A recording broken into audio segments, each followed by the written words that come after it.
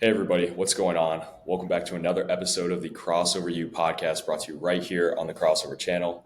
My name's Kanaye. I'm joined with Josh once again, bringing you guys another video. Just updating you all in the world of college basketball. Super electric weekend on the way. I think obviously highlighted but by what most people, including me and Josh, think is going to end up being the game of the year in the basketball edition of the Iron Bowl between Auburn and Alabama. So it's pretty crazy to think that we live in a world in 2025 where the basketball Iron Bowl is getting much, much more attention than the football version of it. Just crazy to think that's even a sentence in 2025. But that's just the reality of what it is. The SEC has by far looked head and shoulders above the other conferences as the league to beat in going into March in college basketball. So I think that's again probably where we're going to start. We're going to talk about just what we expect going into the game, and we'll give you guys our picks about it. So I'll start with you, Josh. What did you have anything that you think we're going to see tomorrow I in think there's really a Tuscaloosa? lot to say. I mean, we already have before, and we'll say it every single time we think about this game. And heck, even the final game of the year for both teams, where it is the Iron Bowl in Auburn afterwards. But this one's the big one. I think this game is the best game we could see and should see. And I think this is the game for the seed line. We know that Yeah, Auburn and Bama have narrowed the gap very closely. Some people are saying that Auburn's better. Some people are saying Bama's better. We saw in the AP poll for the first time that Auburn didn't win all the first place votes. They got very close actually to going under that value to Bama. And I think now's the time to prove to the rest of the college basketball community that for either team, they are the number one team. And I think if Auburn wins it, they stay number one for the rest of the season. If Bama wins it, they're now number one. And I think they stay that way too. And I think that's really the biggest thing. In terms of winners, it's close. I think I'm going to give the home court advantage to Bama. I know it's not the same level as the jungle, but Bama's definitely gotten better when it comes to giving a home court advantage to the team. I know the focus has been on college football for a while, but now that obviously the season is long over, there's now a push to put Bama's basketball right. team in front, and it's going to be packed. I think it's going to be one of Yeah, the biggest they're, games. they're gonna they're gonna they're gonna get rowdy in there. I mean, winning fixes everything. I know Bama maybe over the years hasn't had the greatest crowds for basketball, but just the last 2 years, you've seen how successful this program has been under Nate Oates, and they're going to pack the house tomorrow. But I'll let you finish. Um, I would definitely say that Auburn stands a great chance. They are probably, if I'm not wrong, favorites right now, but not by a lot. But it feels very similar per se to like the classic like rivalries you'd expect from other big teams. Think like a Duke Carolina from like maybe Yeah, not even that long ago, like maybe like last year for reference. And I definitely feel as though this is obviously a lot more important. No offense to, last year's, right. but Yeah, when you're looking at it, you're putting together the two best coaches and arguably the two best rosters. Johnny Broom should right. be healthy for this game. I think Sears, Nelson, Youngblood, everybody should be fine for what will transpire tomorrow at 4. And yeah, I think I don't know what the score will be or whatever will happen, but I think it's going to be a big game for most of the big men. I think Nelson probably shows up again the way he did in the Final Four almost. Sears will still be that guy. I expect him to run the floor the way he always needs to, but I think that Nelson will show Johnny Broom to level up big men that Alabama has, and I think that will probably be the big point in the game and the shooting. Bama has great shooting, so I think they probably pull it off through that. What about you? Well, I mean, I think I just want to start off. I think if you're a college basketball fan, you really need to take a moment just to appreciate what's being given to us tomorrow. We have the chance to see the number one team in the AP poll play the number two team in the regular season in conference play. I mean, that's unheard of. I mean, of course, sure, it's happened at other points in history, but to see that before the tournament, it's just an absolute gift. And I really do hope it's not a blowout. I hope it's a wire to wire good game. And I mean, Yeah, like you said, this is really for the seed line here. Auburn looks like the best team in the country. I still think, in my eyes, they are separate themselves a little bit over the rest. Not by much. It's a lot closer than I think what most people think and what we've seen in past years. But I think it's going to be a really good game. And I lean more towards Bama in this game. Just with the season, Alabama's had a really good year. I think they've gone a little bit under the radar, which is a little surprising to me just with the run on they went on last year, how they were able to bring back everybody and address their need in the portal for rim protection. They got Cliff Amore from Rutgers, and like I said, I mean, going into the year, I talked about how if I had a vote in the poll, I would have given the preseason number one to Bama over Kansas. I understand Kansas going to the year had the best roster on paper, but just you knew Alabama had guys who came back, and we've seen these guys play together before. I understand they lost Rylan Griffin to Kansas, but they have shooting still, even without him, and I'm not worried. And I think Mark Sears has kind of also gone under the radar this year too. I mean, maybe not as he hasn't scored as much as he did last year, but I think he's still having a really, really good year. I think tomorrow he's going to take the opportunity on the big stage to show everyone that he's still Mark Sears and he's still one of the premier guards in college basketball. And I think he's going to have a huge performance today. I think the game tomorrow, I might differ from you with this take. I think it's going to come down to guard play more than the big men. Um, Really going to be interested to see how Tahad Pettiford handles this for Auburn and how Chad Baker Mazzara plays as well. You know, he's played really well lately. So I'm definitely really, really excited for the Iron Bowl. Oh, without a doubt. I mean, this could be, and this also could be their last loss for either team. Right. I know Bama and Auburn play very rough schedules. Auburn, particularly, is a rough one. They play four straight AP voted teams in a row to finish off the season. Yeah. Bama has a good mixture in there as well, so there's a good chance they both pick up losses afterwards anyway, beyond whatever game they can play in the final. But this feels like it feels like a match that I think we're going to see more of. I don't know if we're going to see in the SEC championship, in the Final Four, in the national championship, but I feel like this is a game that's a setup for future ones. Like Right. I just don't see this game being anything more than the start of what could be the greatest college basketball rivalry in the 2020s. Yeah. Simple enough. I mean, I'm all here for it. I mean, it's great to see more rivalries kind of start to come alive in college basketball. Of course, you mentioned Duke UNC, the greatest rivalry arguably in sports. But I mean, to have the Iron Bowl rivalry come into play in basketball too, aside from football, I mean, I think that's great for the sport. It's great for the SEC, and I'm just super excited for the game tomorrow. Oh, definitely, definitely. And I think this just shows as well the power of the SEC. Yeah, According and this takes me back to so many different points I've been talking about. I mean, like we at this point there are nine AP ranked teams that are SEC teams.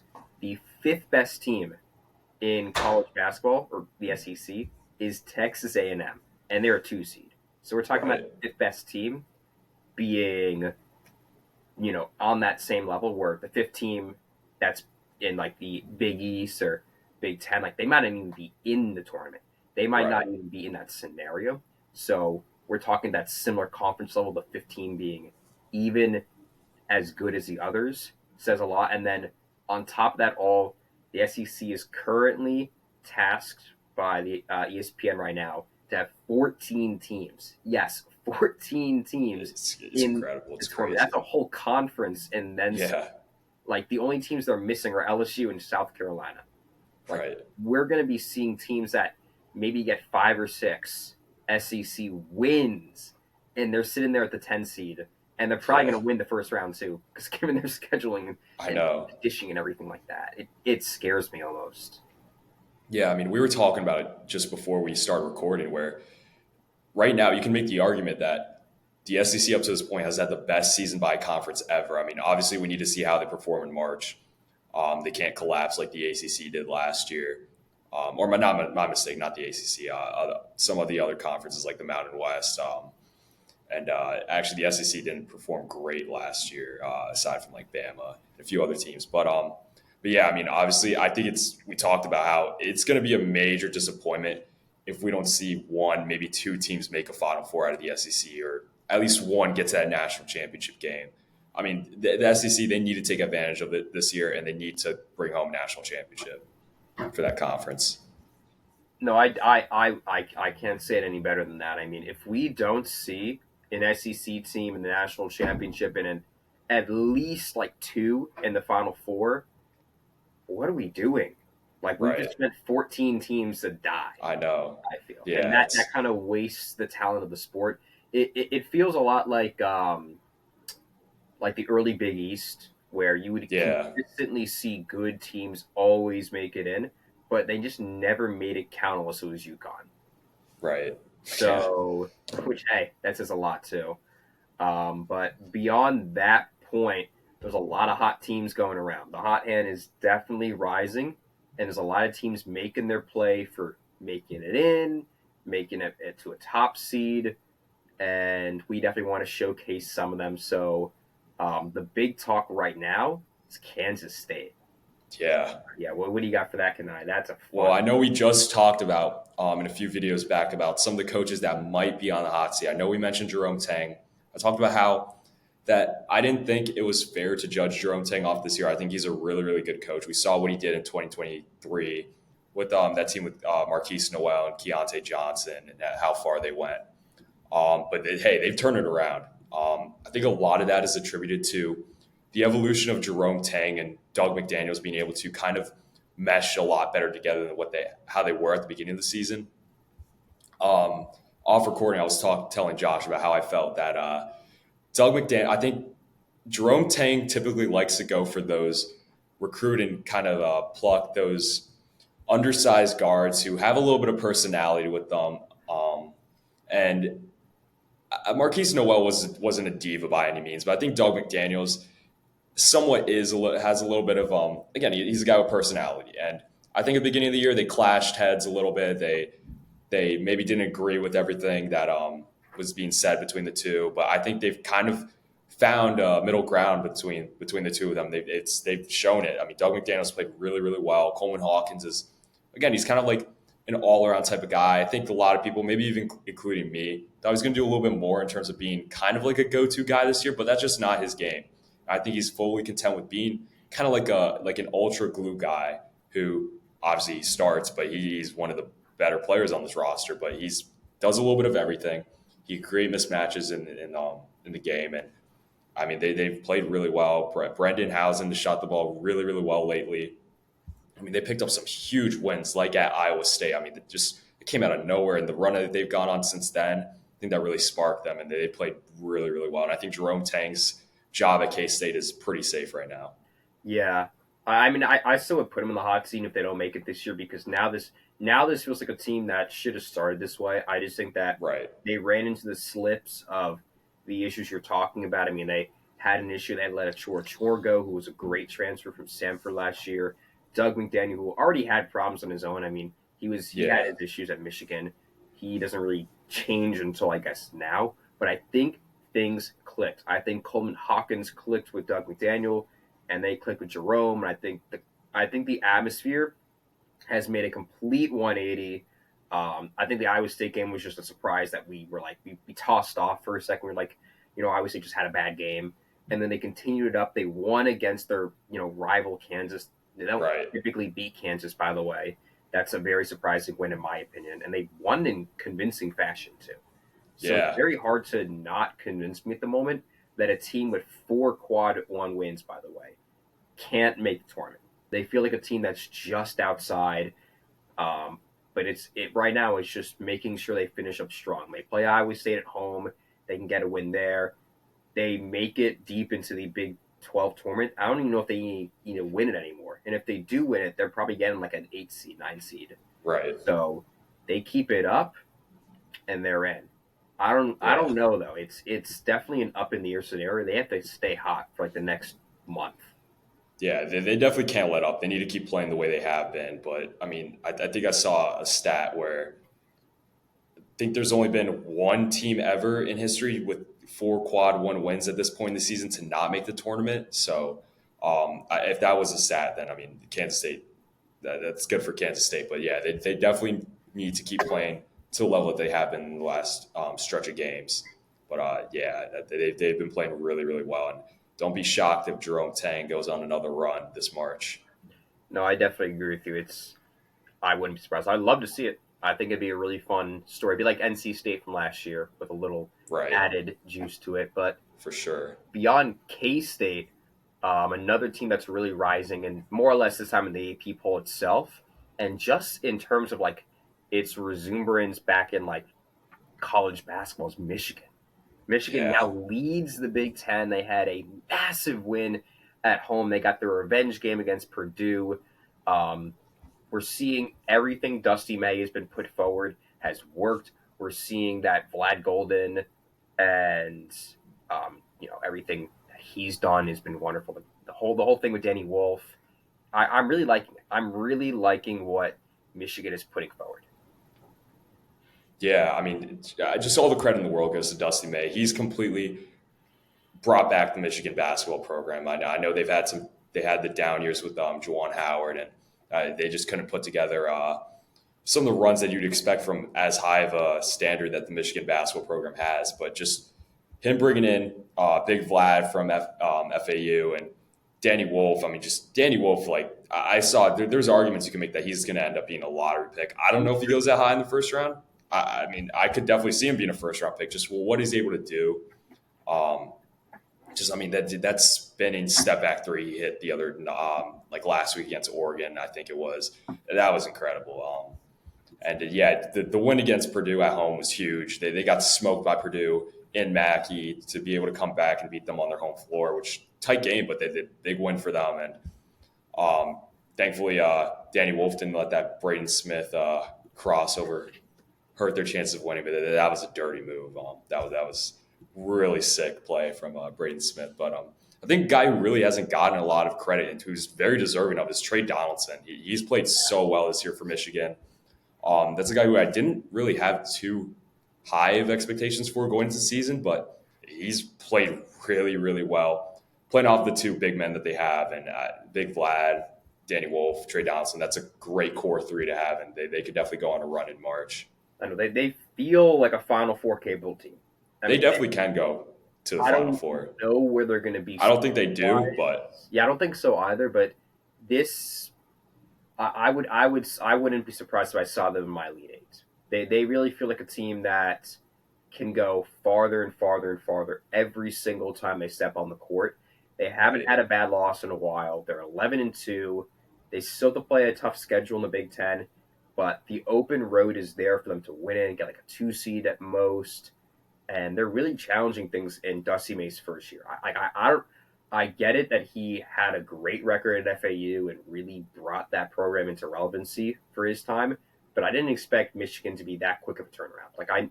I really wonder how badly Juwan Howard was running the team. If I know, yeah, it necessarily makes you wonder. like it makes Dusty May look like Coach of the Year, honestly. Yeah, I mean, it's been such an amazing year in college basketball for first year head coaches at new programs, and it's been really cool to see. It's nice to see some new big names kind of emerge in the coaching world of the sport. I know it brings a whole new relevancy back to the system. Right. And beyond that, though, we have honestly, I guess I would put it the equivalent Michigan, and we're going back to the SEC for Texas A&M, who another under the radar team I just mentioned, fifth best team in the SEC, and a 2 seed, and ranked 8th, but we're not looking at them like that. We don't really see teams at that level in the standings on that level. They feel exactly, probably even more of a Final Four team than Michigan. They have great road wins. They've stayed completely strong. Wait till the fourth is finally reached. I think he probably already has. He's already in the zone that he's always been in.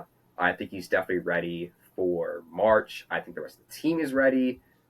They're playing a lot better than I was expecting them to play. They felt a lot like last year.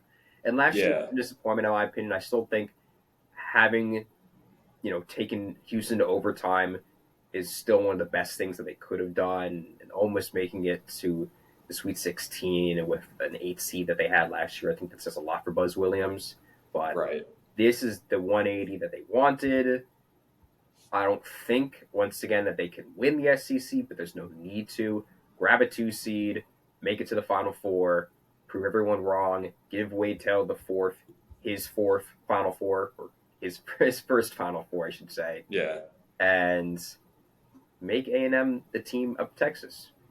I think Right. I think they're the best team in Texas right now. Yeah, I'm with you there. The other two Texas programs do not look great right now, but I mean, yeah, just it's really crazy to see all these football schools becoming more basketball schools as of late. It's just Texas A&M. Just Wade Taylor, I think, has been one of the most underrated players in the sport the last 2 seasons. He hasn't been super efficient this year, which I understand, but I mean, he's still It's how a he big plays. time player, and he makes big shots. And it just, yeah, like you mentioned, Buzz Williams, the system he has running there is great. Zurich Phelps has been pretty good this year too. I think he I had a think he's 30-point averaging, game as well. yeah, yeah. Yeah, I think he's averaging around 14-ish for the year, maybe 13. I can't fully remember. But yeah, I mean, Wade Taylor, Phelps, that's a great duo to have running in March. And yeah, I mean, I'm all here for a Texas A&M run. Would love to see Wade Taylor get to the Final Four because this guy's going to elevate his game for those bigger matchups in March. Yeah. But speaking of them 2 seeds, we definitely want to take a Right. little look around at where we're putting our seeding because we've been hearing rumors. We've always had small talks about it. The SEC having how many teams as number 1 seed? Right And now, ESPN bracket. Oh, go ahead, my fault. they have 3 as of right now, which Right. would replicate 2019 ACC and I believe 2011 Big East, and maybe like one more if I'm not wrong. But there is the possibility of them grabbing a fourth 1 seed.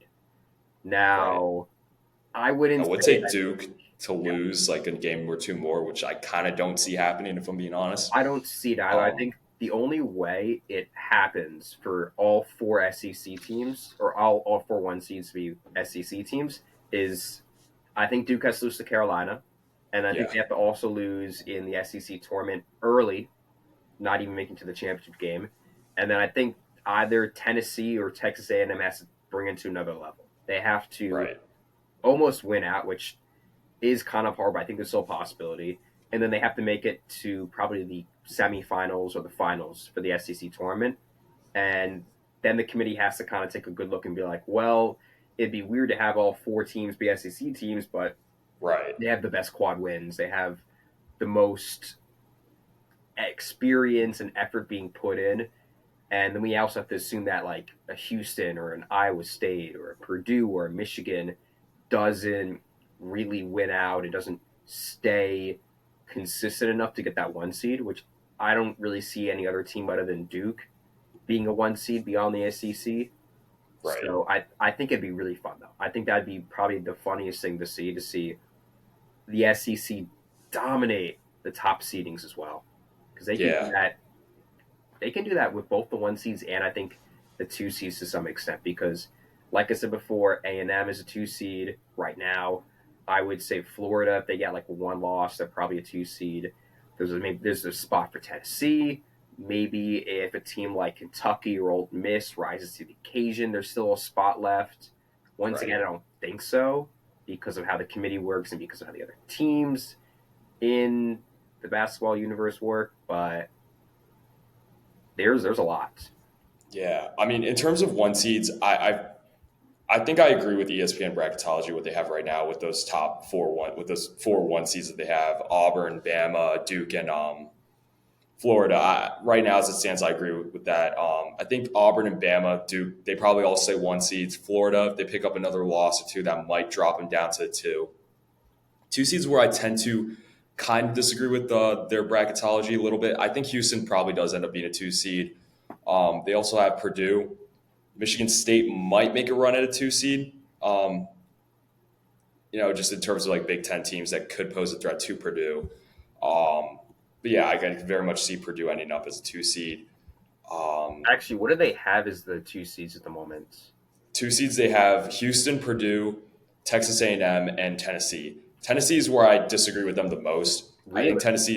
Tennessee. I think is definitely bound to lose 1 to 2 more games. I think, and I think Arizona has a fair chance at jumping them for that 2 seed.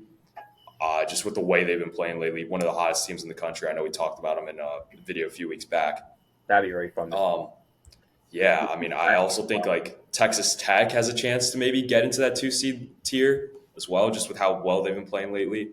But yeah, I just Tennessee has been really, really good. I just don't know if I'm a believer. I'm not a believer in them going into March.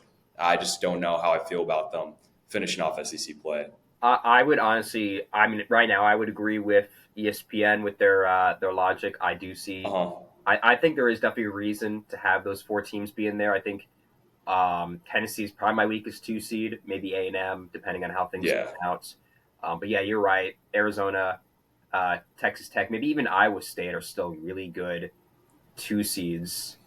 Um, Beyond that, though, I think if they don't fit there, I think a 3 seed would still be a really like strong spot. Like, I think we're gonna see like at least 1 or 2 teams that got like a 3, 4, 5 seed that Right. honestly could have been a 2 seed, but just because of how things are working right now, they're being underrated. And I think that really puts a lot of strength on them. I think like 3 seeds right now, if you want to delve in, I think you say Tennessee, I say like an Iowa State for Yeah, reference. Iowa State could definitely end up being a 2 seed.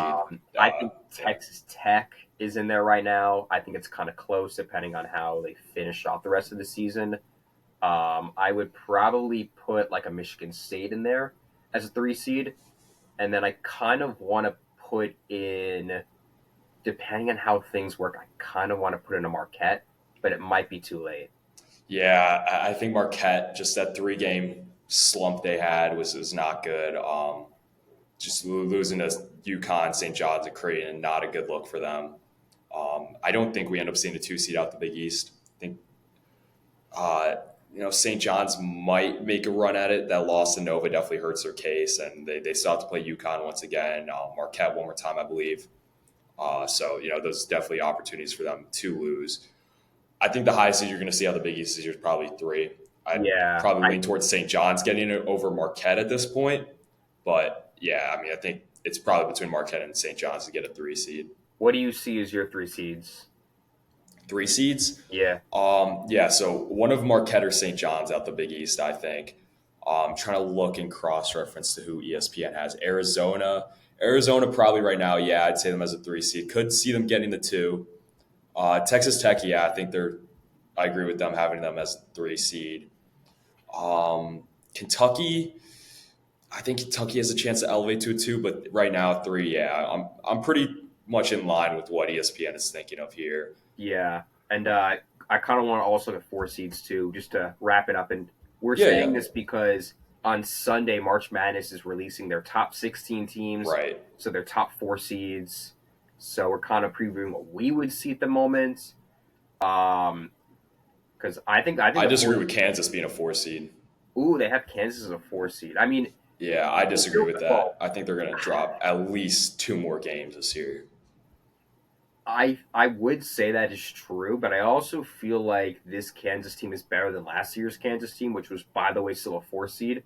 I get it; it's a different environment, and once again, like I said before, better teams might be in lower seeds than we expect them to be. Yeah, But I think at the seed level I'm looking at, I still see them being there. I think like a St. John's should be in that scenario. I think right. Arizona, if I I already mean, did mention I think between St. John's and Marquette, whoever ends up getting the higher seed, I'd say like the other one gets 1 seed lower. I yeah, think. I definitely agree with that one. Do you see Um, Memphis as a 4 seed?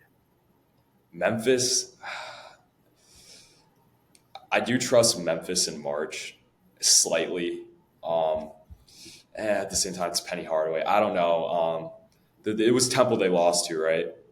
Yes, yes. But they Yeah, have the won every loss game just like since. It's I right. think been like a 7 or 8 game win streak. It's Yeah, I mean, as long as they win the American tournament, yeah, I'm fine with Memphis being a 4 seed if that's what it comes to. As long as they win the American tournament, I think yeah. I think they probably pick up I'm like at fine there. most one more conference loss. Maybe that's a quad 2 loss. Probably Yeah, one of the better teams, maybe a UAB for reference. And then from there, win the American because that really doesn't seem like a problem. And I think right, they probably snatch up that last 4 seed, maybe a 5 seed at best or at worst. right. They feel like a team that's underrated right now, and it's very hard to not count out Penny Hardaway in any scenario. Yeah, I mean I that guard wouldn't, duo they have too, just they're yeah, electric. but they feel like a Sweet 16 team. Like if everything Yeah, pieces together, you could see this team going far, and I would put them in a top 4 seed for that reason. yeah. I mean, as long as there's no inevitable Penny Hardaway meltdown, which again, inevitable I probably don't will know end if up there's happening. time for it. Like last year, they were already on Oh, I'm that. just saying in terms of once they get to the tournament. Oh, yeah, Yeah, and yeah, they could totally be a first round exit. Don't get me wrong; they feel like a team yeah, yeah, that has played so much mediocre competition that once they play a team that's not like a Wichita State, then it's kind of going to turn into like an oh boy, I didn't expect to see this yeah. team do that.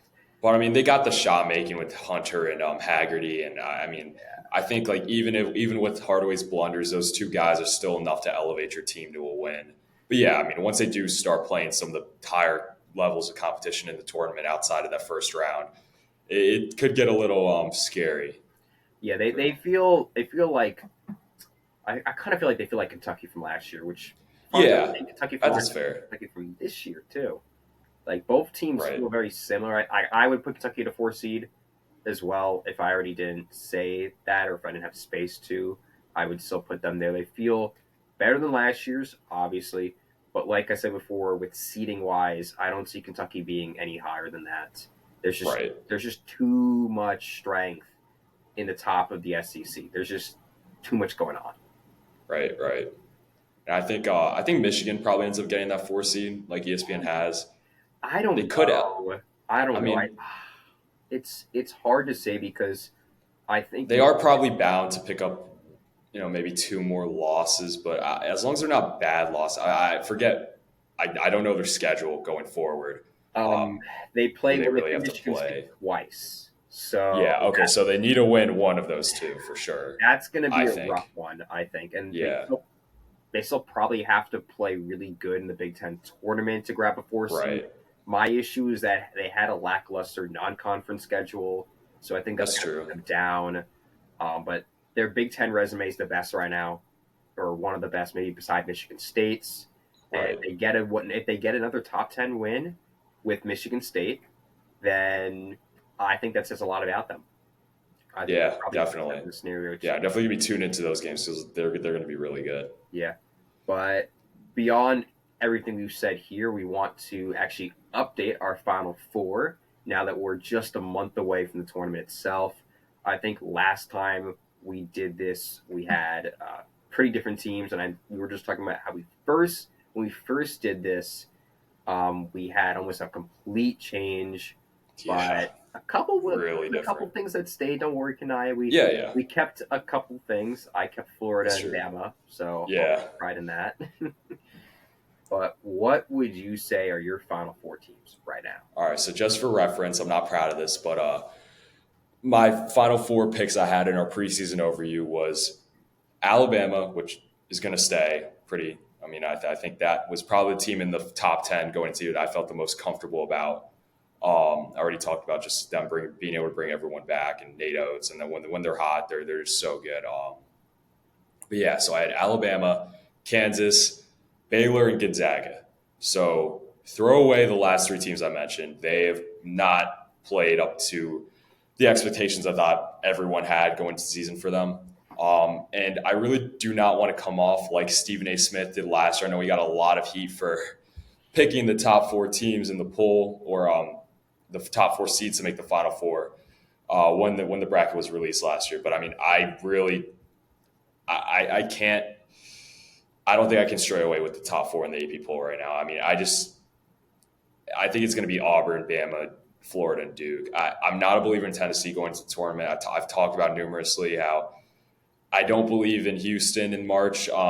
Obviously, they're capable of making a Final Four, of course, with Sampson as coach, I mean, LJ Crier's a great player. I just think that's a lot he has to carry in terms of being able to lift the team to wins. And they do have solid players around him, like Juwan Roberts and so forth. But yeah, I just don't know. And Purdue, I know off recording I mentioned there's always a world where Braden Smith goes nuclear in March and takes Purdue back to the Final Four.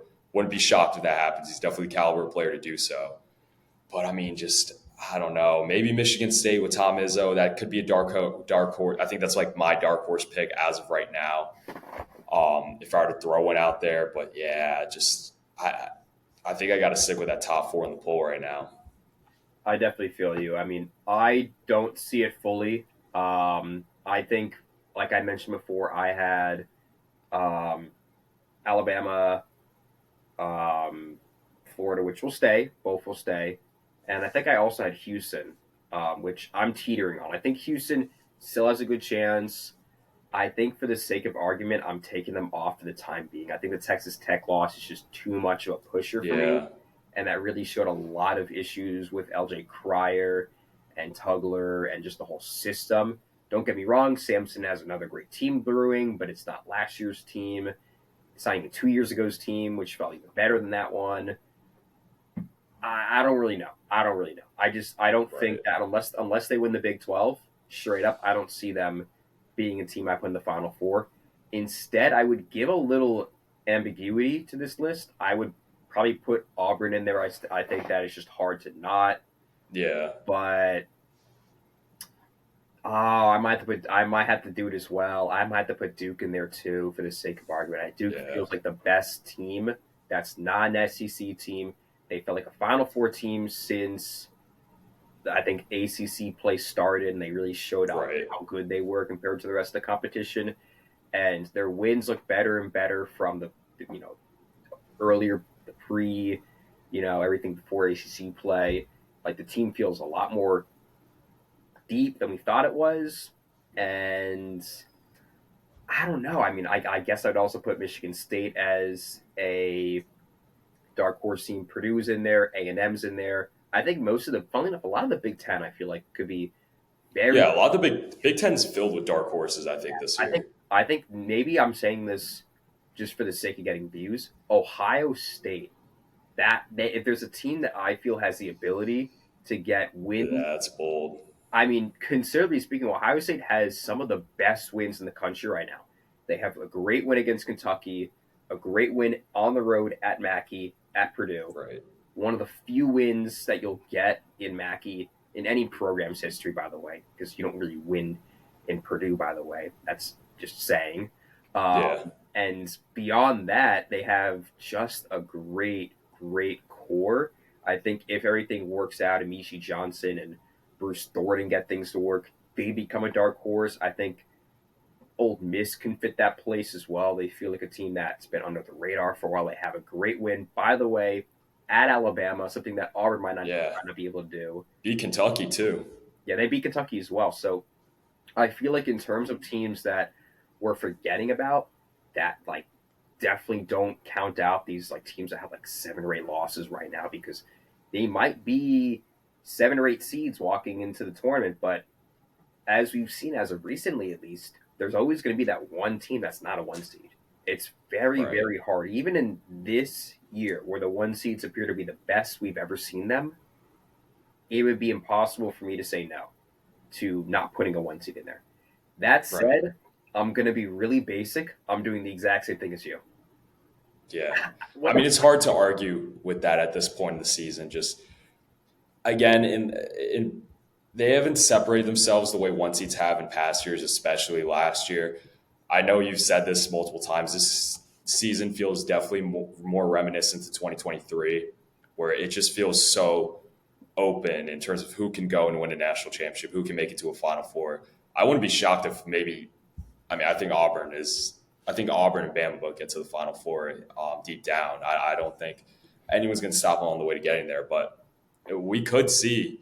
There is a world where we see maybe two of those one seeds not make the Final Four, and I mean, I there's mean a maybe world even three. Like anything. I think there's a good yeah, chance yeah, that It's yeah, March. It's college basketball. Anything can happen. it could be a one seeds. It could be no one seeds. I think there's probably Right. chances more of it being no one seeds than it is being Yeah. one seeds. Yeah. Yeah. It could be all SEC. I wouldn't be surprised if Right. we see like another, like I said, for an Old Miss make it in, and then we're just watching the Yeah. SEC conference battle for the Final Four, which I think would be a really interesting That um, would be pretty burn. fun. But who do you have winning it all from your Final Four? I have Alabama Over overall over. trying to think who they play in just terms of. I'm just going to reference bracketology, see who they have in what regions right now. Yeah. I think I got the way I have it set up right now. I think I got Alabama over Auburn. Mm.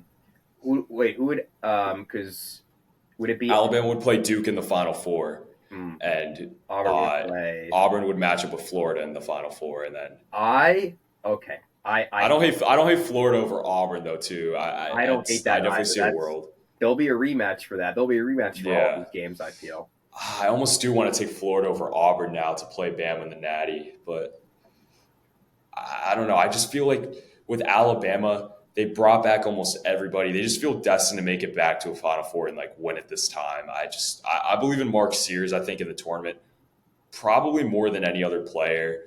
I don't want to like bring UConn into this, but I mean Stephon Castle was tasked with guarding the best perimeter offensive player on every team in the tournament last year. He was able to shut down the likes of Boo Buie, Terrence Shannon Jr., Braden Smith for the most part. The only guy we couldn't stop was Mark Sears, and I hold that to like a very high standard. I mean, Steph Castle is one of the best perimeter defenders in the NBA right now, and to have a guy light you up the way Mark Sears did to Castle and UConn in the Final Four game last year, I think I trust Mark Sears more than any other player going into the tournament. I think there's a reason to believe that too. I know he's been a little spotty recently, but there's that. I will say you're probably going to hate me for saying this. I have Duke winning it. I don't see an SEC team. I see a rematch. I see the rematch game between Of Duke and Auburn. and Auburn. And I wouldn't be mad at that. I think Auburn wins it, though. I think Shire really shows that it wasn't just Cameron Indoor. I think he shows that Cooper Flagg is the best freshman we've seen since Carmelo Anthony. And I definitely don't want to see that. I mean, listen. I'm not a fan of Duke either. Yeah, I'm not I know. hater, but this feels so much different than any Shire team I've ever seen. This feels like a coach. This feels like a not even a Coach K team of any year. This feels like 2015. The mid to late 90s. This feels like a team that is so differently defined. It's just on how good the freshmen play. And if we get to see prime Cooper Flagg and prime Kaman and prime Con Nepal all play at their height, which I think they should be able to do, that's an open floor. They've shown that they can beat SEC teams before. They've shown that they can beat pretty much anybody by a large margin as it is. So the path is open. Yeah. I mean, just to talk about... Oh, go ahead. I'll let you finish. I know, but and it's kind of funny, too, how we've kind of gone back to circle. You're going back to Alabama. I don't think I had Duke as my final. I think I had Bama as well, but we're kind of in the same loop. And I think the rest of the college basketball universe is. Yeah. I mean, just to talk about Duke a little bit, I will say that I think this team head to toe is a lot better than the 2019 team. That team, both teams are relying on their freshmen, but the 2019 team with Zion, RJ, Cam Reddish, they were completely relying on those three guys to win them games. This year, they're relying on the freshmen to go win them games, but they have pieces around them. They have veteran presence. They have Mason Gillis, Zion James, who needs to get healthy for them to really make a run in March because they need the bench scoring. They have guys role players who aren't necessarily as consistent, like Tyrese Proctor's pretty up and down, Isaiah Evans, not a little streaky. But they need Zion James healthy because that's a guy who can put the ball in the basket, go and get you a bucket when you need it off the bench. Malik Brown's had injury woes this year too, arguably a top 3 defender in the country. But I think I just don't know. Like, I do really like the formula Duke has. And I mean, they're a really underrated defensive team too. They can, like I was talking about it before we start recording, they can switch almost everybody who's on the floor at any given moment. I mean, that's just what makes them so good. And I understand they haven't played the level of competition that's like super high in the ACC. But once again, to tournament, I think that's, defense is something that's going to carry over, just their ability to switch. But I do think once again to March, once they get past that first weekend, maybe even second round, they're going to take a punch. They haven't seen, again, the teams in the ACC aren't very good this year. They're not used to playing a higher level competition. I think they're going to take a punch. With that being said, I do think they can take that punch and make it to a Final Four, but it's going to rely a lot on the freshmen to show up. And I definitely think this team and these freshmen are a lot more mature than what Kentucky had last year with Robert Dillingham and Reed Shepherd. But I just, to rely still solely on, I mean, again, it's not solely, but just to rely on the freshmen that much. And Shire really needs to get away from those late game blunders where he has Cooper Flag bringing the ball up the court. It's just, I do not understand why. I like everyone knows Cooper is going to take that shot. Why not have someone like Caleb Foster bring the ball up, Con Kneppel, or you don't even necessarily need to go to Flag. Kneppel's a guy who can knock down shots when you need them. Caleb Foster's shown at times that he can get hot. You have Kaman Malach too when you need it to, and it's a tie. It's just I just don't believe in Shire. Like I'm to this, I will continue to say it until he proves me wrong. I don't believe in Shire in the big game. And maybe this year he proves me wrong. I don't think it is. I think he already he's has. destined. Like, I think he already has. I think to some extent that this team feels, like I said before, miles ahead of even 2019, which I thought was one of the best Duke teams to ever exist. Once again, Right. they actually have to prove it in the tournament, but I didn't think they were gonna lose a game. Like after them really tearing through the first 10 or so Right. games in the ACC, I really didn't think. I mean, I guess Clemson got to them, but if you Right. really look at it, they're less than 10 points away from being undefeated. Like a few That's true. minor possessions, just three Yeah. closeouts they couldn't close out. Think about that. I mean, yeah, they've won in dominant fashion. But that it's kind of like the concerns like a lot of people had about Danny Hurley, how Dan Hurley can't win close games. UConn has won a lot of games in blowout fashion the past 2 years, and this year we're seeing a lot more of the closer games. Duke has kind of done that this year where they've blown teams out. And they've won some close games. I admit they were in a close game against Kentucky. They lost that, again, late game blunder. But they did win in Cameron Indoor against Auburn.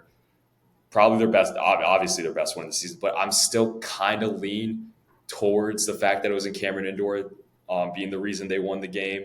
I mean, that's not a fact, but I'm a believer that that's the only reason to beat Auburn. I mean, that's a pretty reasonable one. I think that's I agree. But it's just they've won so many games so comfortably. I just think that they're bound to get into a close game at some point in March, and if they can show up, then good on them. But I just worry a lot if I'm a Duke fan if it gets close. Yeah, I mean, there's obviously that concern. I will say, like as a caveat, they feel like Gonzaga a little bit. Like once again, playing Right.